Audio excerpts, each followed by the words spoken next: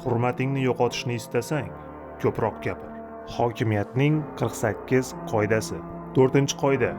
Doim zarur deb bilganingdan ko'ra kamroq gapir. Insonlar ko'p gapirsam aqlli ko'rinaman deb o'ylaydi, lekin bilishmaydiki, qancha ko'p gapirishsa, shunchalik ko'p ahmoqona gaplarni aytib qo'yishadi.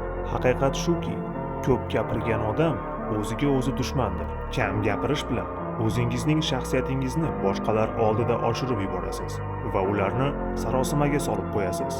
Ular uchrashuvdan qaytar ekanlar, sizning qisqa va lo'nda gapingizni tahlil qilib borishadi.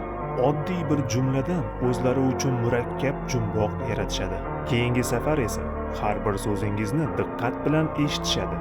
Robert Greene aytadi: o'zing haqingda ko'p gapirgan holda boshqalarga senga qarshi bo'lgan ma'lumotlarni taqdim etasan.